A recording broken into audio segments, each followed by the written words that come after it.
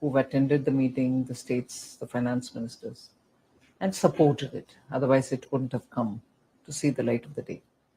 Well, the Prime Minister did announce it from the Red Fort on Independence Day. But even about 8 months ago, he called me once and had a long talk about how GST can be, revamped, looked at, and only from one point of view. He said, look, both from the point of view of the process and also for the common man, the tax rates, is there a way in which we can make it simpler? So I had agreed that I will go into it and come back to him. Then around the budget, when we were talking about many, tax-related issues, he reminded me about the work which has got to be done. And I assured him again that time that yes, the work is progressing and I'll come back to it. So sometime after the budget session was over of the parliament, I said I'm somewhere close to giving him a proposal, which he can guide me further and so on. And then a bit later, much later, because the developments of May, April, when Operation Sindoor had happened, and after April, priorities have been on very many different grounds. And when next opportunity came, I went, gave him a detailed description. Is that I just want, as I said at the first meeting, the simplistic or simplified, not simplistic, simplified way of doing business. So I don't want small businesses sitting at the computer, getting the auditor to do it. And also, like the way we did in the budget, respecting the middle class, respecting the taxpayer, respecting people who are really the ones out of their salaries giving the tax. We need to do something for the day-to-day indirect tax, which falls on every Indian citizen in some way or the other. So this tax is something which touches the lives of every citizen. And therefore, we need to be a lot more sensitive. So I went back with this comment, redid it, sharp focused it. And that's how this proposal came. And we, for the first time in GST's history, Council's history, the centre has come up with a proposal. Till now, it used to be the group of ministers, which consisted only of state ministers. Yes. Never has a centre been a part of any GOM. This is the first time, both in the case of the compensation cess, where the MOS Finance, central government, was the chair to decide how to handle the closure of the compensation cess, and a comprehensive proposal as regards GST being given by the central government. So it's unique in very many ways.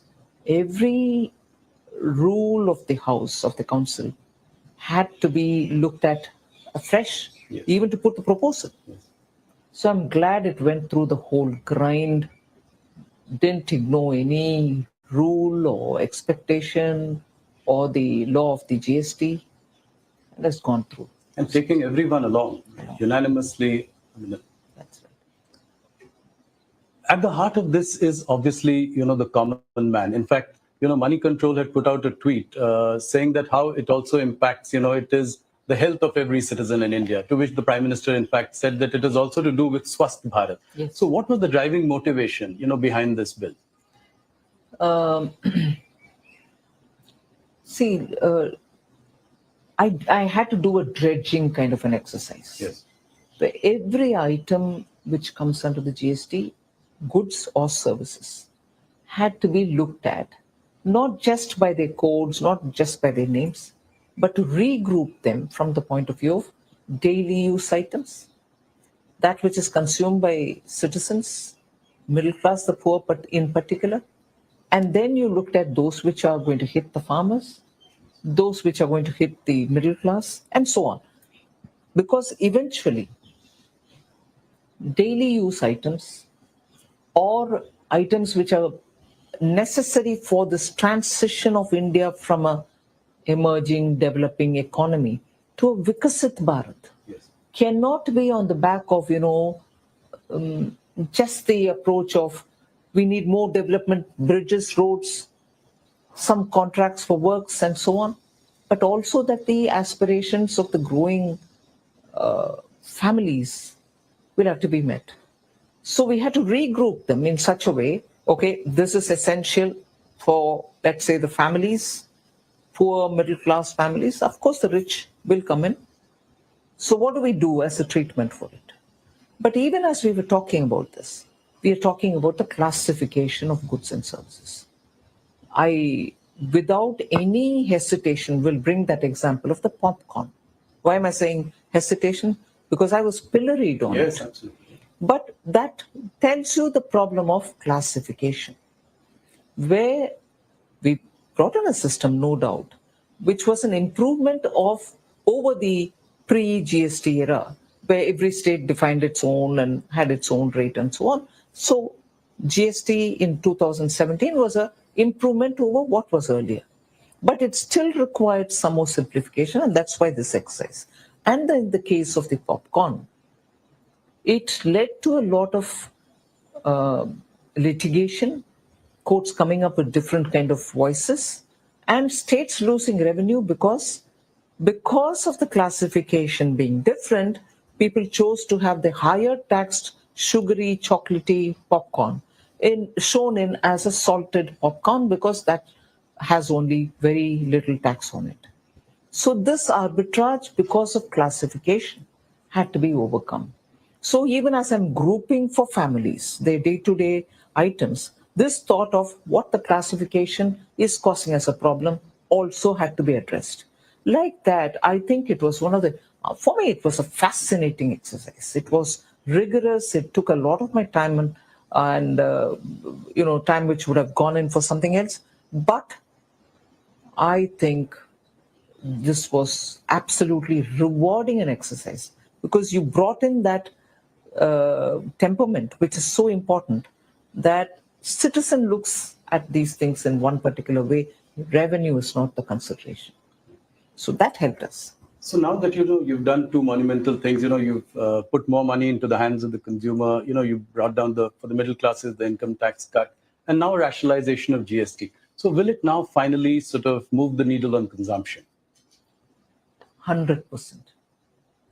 Because there's more money given already through the income tax cut. Right. The rates are coming down. So the citizen now has a choice to meet his aspirations and his expectations. He cannot say, look, I have the money because the income tax is reduced, but these items are beyond my affordability. Now everything has come down. Okay. I'll give you this number, which is important. 99% of all the goods and services which are touched by GST are now either in 0 or in 5 or in 18. That's right. There's nothing beyond. So that 1% is what makes for the demerit goods, which popular parlance says sin goods. Yeah. So that is the extent to which we have cleansed the system of anomalies, doubts, duplications, and any interpretative issues. So this will also lead to higher investments. It will fire up investments as well. Obviously, with consumption going up, there's a potential for capacities to grow, investments to grow.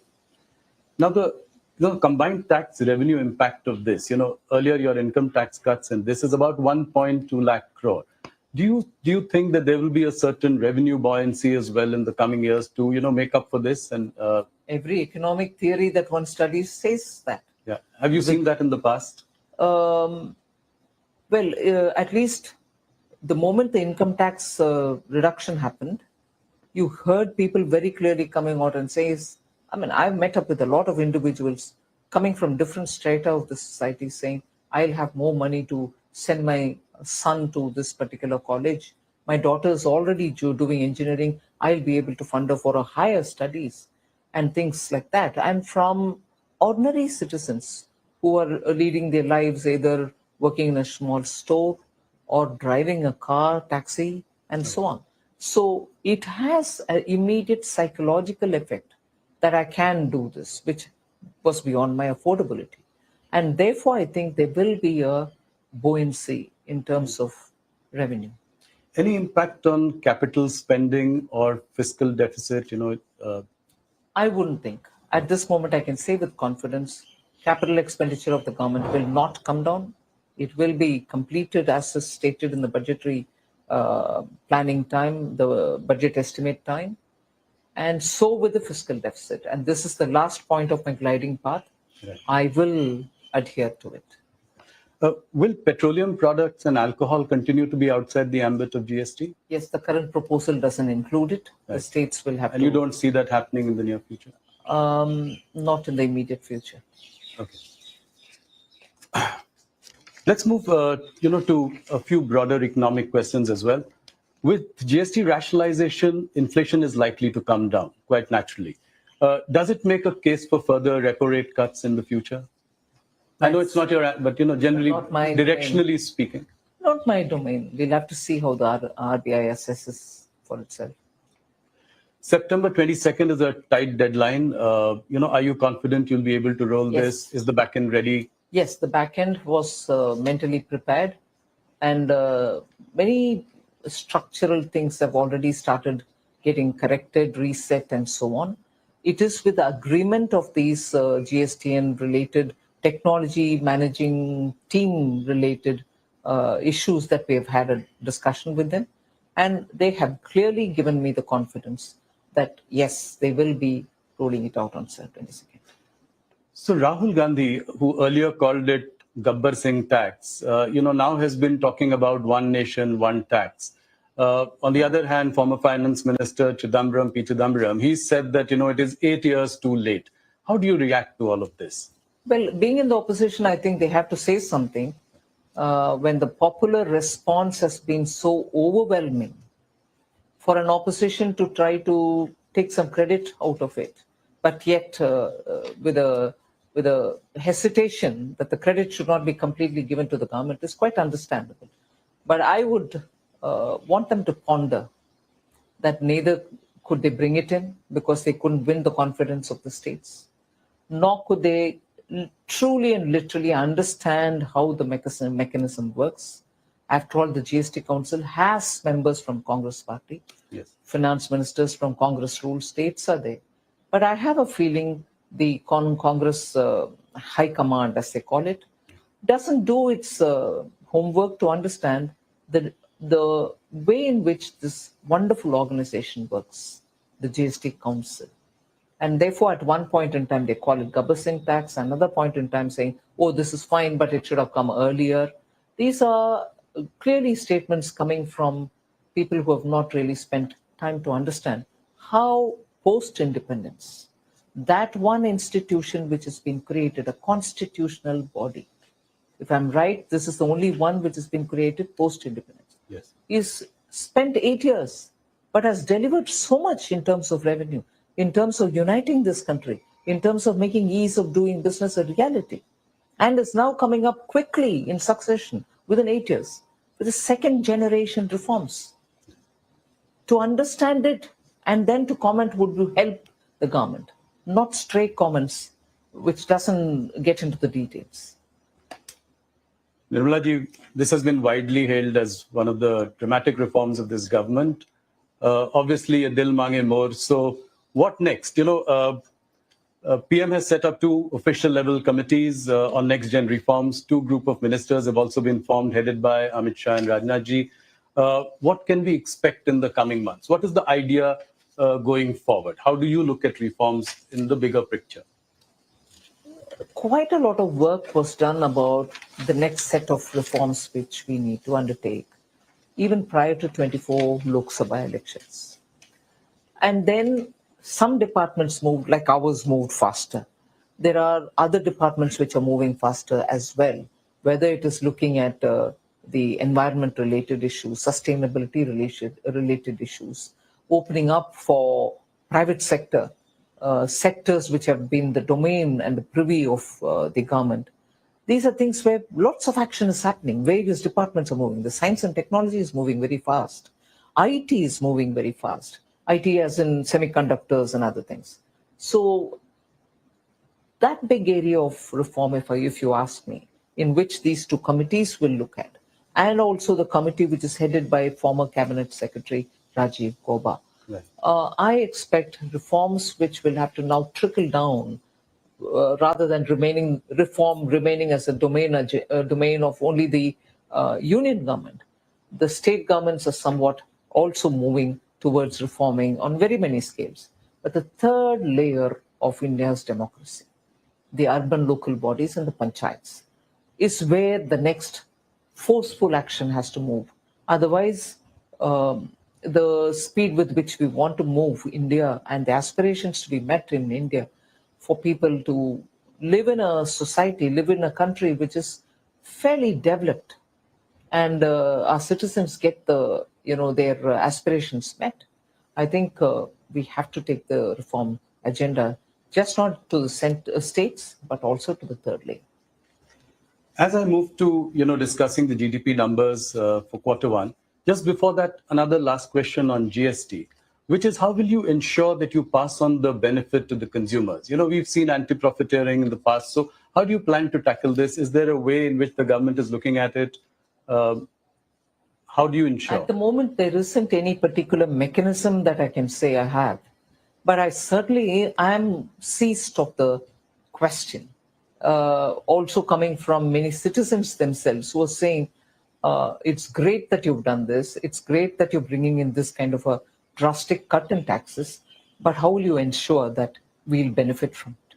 And how will you ensure that it's not going to disappear on the course to reach?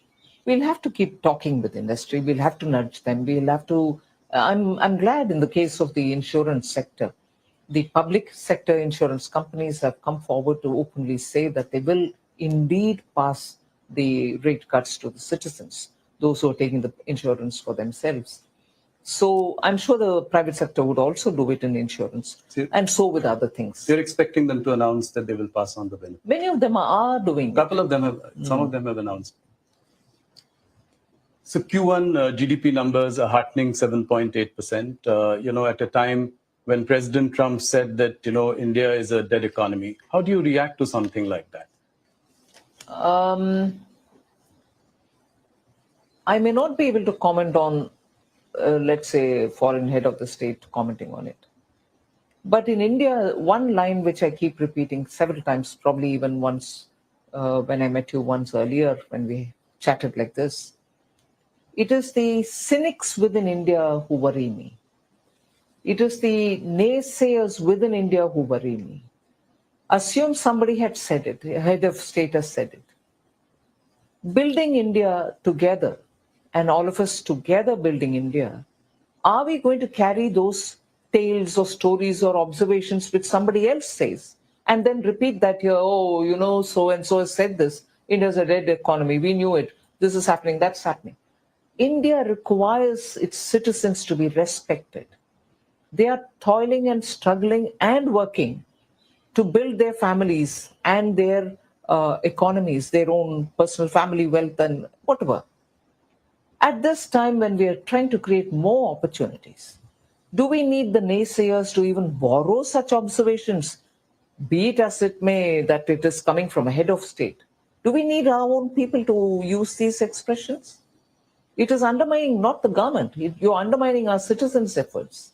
And a responsible opposition, I wished didn't repeat these lines, but I think I would react only to what our people are saying rather than a head of state elsewhere.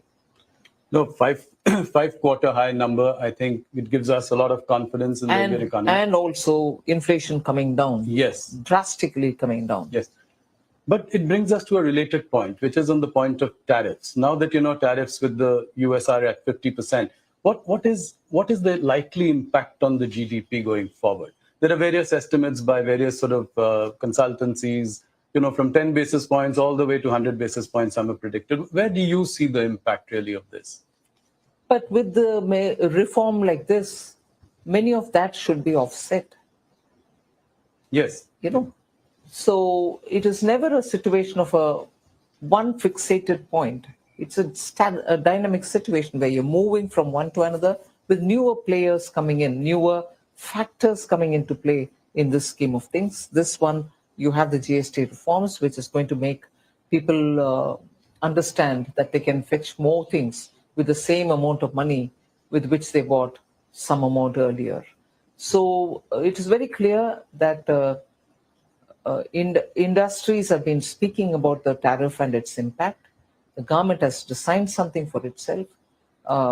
We will come out with something to handhold those who are hit by the 50% tariff from the US. This has been said earlier. I've met up with the delegations when I went to Chennai in recent past few days.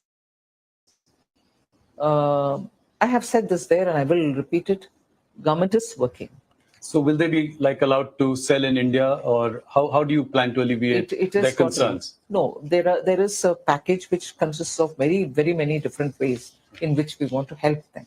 So we'll wait for the cabinet to clear it, but there is something coming to help them so that this tirade of the tariff is something which they can face, and also suddenly having to look for newer markets is also a challenge, but we'll have to help them out on that. So is there a sense in the government that this could be a slightly longer haul? We hope not, but we really can't leave our exporters high and dry saying it's going to change sooner. We will work with them. Nirmala, will we also continue to buy Russian oil? Yes, that's been made very plain and simple. Whether it is Russian oil or anything else, it's our decision to buy from the place which suits our needs, whether in terms of rates, logistics, anything. So where we buy our oil from, especially being a big ticket foreign exchange related item, where we pay so much out of our highest in terms of import, we will have to take a call which suits us best. So we will undoubtedly be buying. Another question about, the officials of the Trump administration have been using really hurtful language against India, saying that we are Brahmins profiteering at the expense of, ordinary Indians, or, calling the Ukraine-Russia war Modi's war, or us as Kremlin's laundromat. How do you see all this? I mean, how do you react to something like this? Very much the same principle as I said earlier. It is one thing, it can be hurtful. It is one thing for a foreign government head of state or an official or anybody to say all that.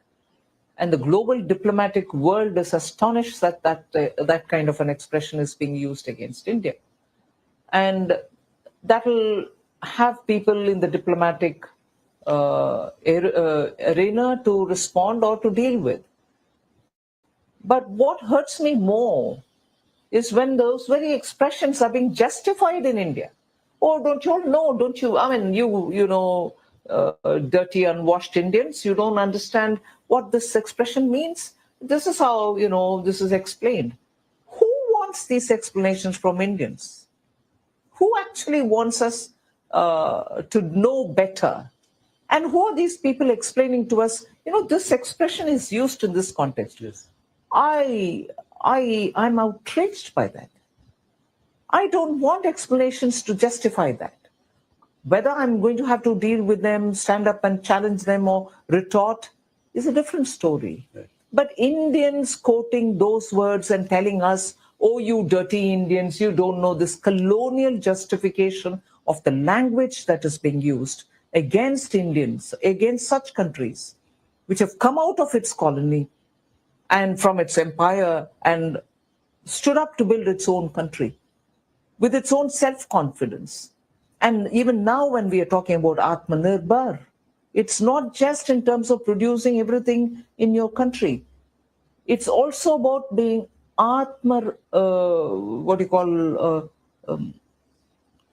self-reliance. There is no self-respect. Self-respect. As much as you want everything produced in India for Atmanirbharta, you should have something of a self-respect. If somebody is saying, all of us in one voice should respond to it, rather than have a few of us justify it by saying, don't you all understand it? Are you a part of the imperialists? Yeah. I'm outraged more by that. Yeah, the opposition picking up this and, making it their own narrative. and saying, like dead economy was picked up by Congress, Rahul yes, Gandhi to and say. even for this, Brahmins are being Yes. are the ones who are benefiting out of it. Oh, you Explaining us Indians, Boston Brahmins. yes, Boston Brahmins. Oh, you Indians, you don't understand this Russian oil purchase is to help Brahmins to benefit of it, and you are being fooled. Exactly the same divide and rule principle which the British used here, which the imperialists used here. And even today, you have the friends of the imperialists telling us, no, no, the expression Boston Brahmin is this and not that. Who damn cares? I'm sorry. Yeah. Who damn cares? I want Indians to think for ourselves. I want those Indians who are now defending that language to get up and say, we are free from you all. Now for over 75, 80 years, we'll mind our business, we'll take care of ourselves, refrain from using these words. Should have been that voice. That not being the voice, and Upar say to teach us saying, don't you know the meaning of this expression? Outrageous. Today we've got to know Nirmala Sitharaman ko gussa kyun aata hai. Now, moving on to economy, any plans to liberalize FDI or FPI regulations further? I do not want to give a headline, but certainly we are looking at every aspect of reform. How do we? This is probably the right time to assure foreign investors to invest in India. What are some of the steps that we should take that would give them this confidence? I mean, this one was a big one in itself, but going forward. First thing I think our institutions such as Parliament should debate issues, should question government on the proposals, on the policies, on government's actions. That gives confidence to people saying India's democracy actually literally discusses these issues. Without that, the government can go about doing what is right for the public. But the institution of the parliament is not being used for its prime purpose. Why is it important? It gives a feeling that both the opposition and the ruling parties are talking on issues. Instead of holding placards and standing in the house, if there is a meaningful discussion, it will convey a lot about the policy strength. That is one thing. Second, our regulatory institutions, and I've said this before, but I'll repeat it here. Regulatory institutions should not go to the extent of micromanaging. I want businesses to do their businesses. They have powerful boards which run them. And the regulator, in consultation with the stakeholders, should allow them to function, of course, keep a watch, and do a soft touch regulation. If regulators across the board, I'm not talking just of the finance domain regulators, all over, should have a open-minded approach, a soft touch approach, above all, not micromanage businesses. Private investment has been a topic of discussion. How do we revive animal spirits, for the private sector to invest? This has been a discussion that we've been having over the course of many interviews, and you've been also exhorting the private sector. How do we get about? But I think, to be fair to them, they are moving in. Okay. And they are taking decisions about how they want to expand. So you see a significant change? I see a significant change. And I see that enthusiasm now in wanting to understand how things will move from the industry. And I'm sure they are conscious that opportunities lie in India and they should do things.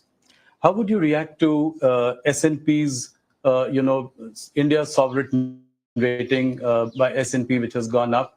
High time, would you say?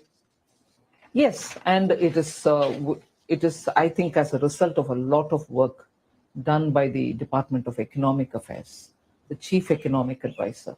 They have been persistent with talking with them, giving them adequate data-based information, and their conversations have actually today shown us the result.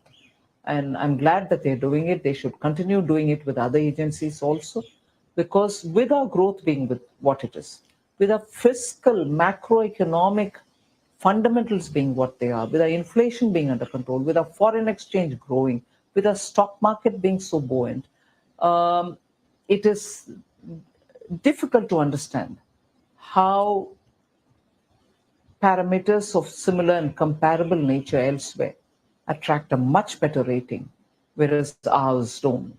And conversely, parameters which are worse than ours seem to be having better rating. Just can't explain it. So I think the work of the DEA and the CEA is well cut out in this regard. They will have to work with agencies. Nirmalji, you're right about all the macro indicators looking up. But revenue growth for corporate India has remained tepid. It's at a 7-quarter low of 3.7%.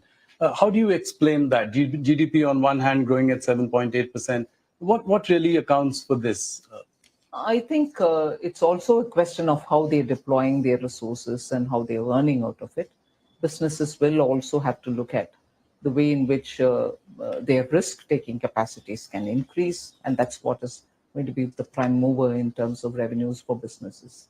So, but that's a business call. It's not for me to say. Right. Nirmalaji, India and China are now mending sort of fences. So, right now it is at the level of resuming the flights and giving visas to each other.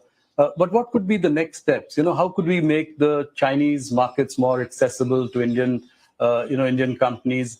There is, of course, a huge deficit of $100 billion here. So how do we do that? I mean, what are the next steps? There's just a lot of work to be done in that area. There's no hiding it. We need to have trade conversations, market access conversations, non-tariff barrier conversations with the Chinese. Unless we do that, and unless there is a true engagement and not a procrastinating engagement, you may talk as much as you want on these issues. I've done it myself. And to have a conclusion arrived at takes a lot of time with the Chinese. Sorry. Market access is something which has not been realized despite our almost a decade-long engagement with the Chinese. In between, everything had come to a halt. But on both these issues, there should be meaningful conversations. Otherwise, the very products that we want to export to China go through different destinations to China. But why can't it go directly? Yeah. And will it also be reciprocal? I mean, Press Note 3 prevents investments from China to India. So would you look at, doing something about that as well? As it is, I think in one or two cases, particular cases, we have relaxed some of them. And in those sectors where their technology has come in, and the technicians and also the experts had to come to actually see the projects through, we've not allowed these experts to come. That has now changed. In some sectors, people are coming in where projects are already on the ground. So India will be open to that idea? Of course. Nirmalaji, you've ushered in the boldest of reforms. I say this in every interview that we do because you corporate tax cut. I mean, that was a phenomenal sort of move. Then after that last budget, we have income tax rates going down. Now GST2, as I called it. So, one thing that we probably haven't seen enough is on private disinvestment. What would you say to that? You did sell Air India, but after that, things have been slow. You'll see action in that also. This year? Yes. Oh, that's great news. Any deadline for strategic stake sale in IDBI Bank? No, I think the DIPAM secretary has already spoken about it. IDBI is moving quite fast. Okay. And I expect it to be concluded this financial year. Okay. And any more banks which could then be looked at after this? I wouldn't say any more banks. I'm not negating anything. Right. But yes, more disinvestments. More disinvestments. Okay. So we've seen that since June this year, the yield on 10-year bonds have risen 30 basis points since June, to more than 6.5%. Are you concerned about rising borrowing costs? Yes. I wouldn't say I'm concerned, but I'm observing it. It is not affordable. And also at a time when interest rates are otherwise low, yes, bond yields becoming unsustainably high has a big bearing on the government. Not just our union government. States are also up against odds in getting affordable, Also your fiscal math? My fiscal math is as of now absolutely of course, fine. Yeah. So, Nirmalaji, We are again, near an election. Bihar elections are coming up, and before every elections, we have seen all political parties dole out reveries, and we've discussed this in previous, encounters as well. Uh, does this worry you? State after state, promising welfare schemes, doling out reveries, and how does it all really add up for a country like ours? I think I'll speak for all finance ministers. Yes. It is a very, very difficult thing. To have a scheme approved and also budgeted for is not wrong. And I would approve of that because that at least takes the view of the legislature and also makes it public about how they are financed, and therefore also brings in that responsibility to keep your revenue generation equally attended to. But what most often happens, not so much with Prime Minister Modi's leadership, but I can say what generally happens is you give away a promise. Once you have to come to fulfill it, you're searching and scrambling for resources. And if you're an opposition ruled party, it is very quickly arsenal in your hand to say central government is not giving me money. That's the biggest uh, unsustainable argument.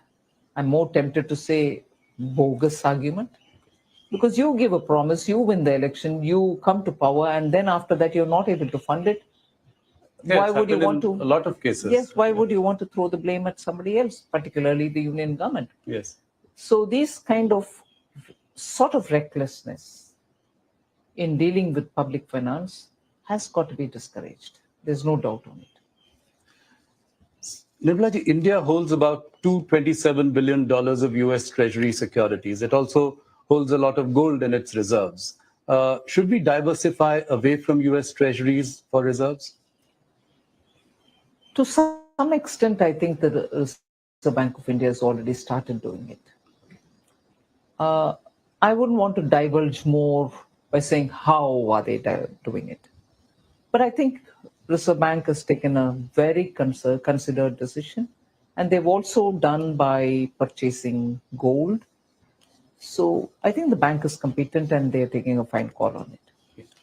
One more question was on the decision to ban online gaming, which came as a surprise to many, especially, after many years when people had poured in a lot of money in that business. What was the thinking behind this? How do you assure people of consistency in sort of decision making at a time like this? No, what is the time? What is so special about the time like this? No, what I meant was that, a lot of investments had come into that No sector. doubt. Yeah. We have not banned games which are for recreational purpose. Right. We are still online games for these things are not banned. It is only when you start betting with money. And why is it? Not because we want to say we don't like it. It's a question of the number of people who came to say families are getting absolutely shaken up. Yeah, that's right. Their monthly bills are shooting up, and children cannot be controlled from the temptation. And many children, in fact, I wouldn't mind even saying this. There was a finance minister who once met me in a very different context. Right. And he narrated an incident of his own family where his own grandson, who's a very good person, the child is a very good child, well groomed and well brought up, Right. used his credit card for just one day for some other purpose of a family's genuine buying requirement. He helped them because children Yes. are very savvy. Post that one another day, he picked up the card and said, I want to just do something. They said, all right, please. Because they never suspected this child as, into games and into betting and things like that. So the boy used the card and played and gave back the card. Again, probably he did it 2 or 3 times more. Phenomenal increase in the bill that month. And that's when the grandfather sat up and said, what's going on? Let's check up. And this grandson told him right in front of him that it was all free. I didn't go into any money playing game. You didn't know. So the methodology is say it's free, you get in, and for the duration of time that you played, some kind of a charge is put, and again tempts you to go into another round and the round and so on. So the adolescent child is under the impression that he's playing a free game, Right. but he ended up paying through his nose. So that's a classic example, but Yes. many people approached us, the PMO and so on, and said, this is ruining our country, ruining our youth. Please do something. That's where this bill has come. Okay. No, understood. The rupee is at an all-time low against the dollar. Does it concern you? It is, I've said this and I'm going to have to repeat it. It is only against the dollar that the rupee is highly volatile, whereas rupee is not affected similarly by other currencies. So, and there are countries Yes. in emerging markets and even in developed countries whose currencies against the dollar are weakening. So it is an issue on that aspect and at that level about the volatility as a result of the strengthening dollar. It's not rupee getting weakening. I know I've been trolled immensely for saying this, but this is the truth. So, Okay, thank you. Nirmala ji, one last question. For profitable companies with over 1,000 crore turnover, 2% of their profits go into CSR. Now, at a time like this, when MSMEs are facing a problem because of tariff issues, etc., is there any thought to take a relook at this for a little while? nothing before me as yet. Okay. If there's anything, I'll tell you, but there's nothing. All right. Nirmala ji, thank you so much for your time. Thank you for patiently answering all our questions, very candid. And heartiest congratulations on yet another big reform, GST2 or rationalization of GST. Thank you so much for being with us. Thank you very much.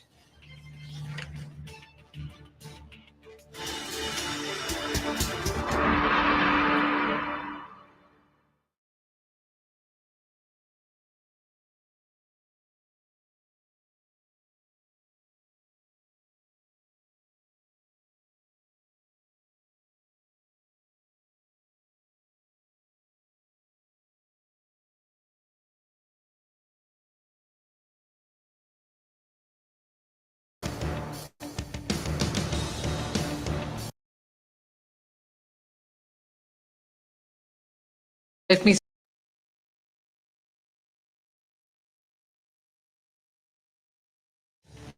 Nirmala ji, thank you so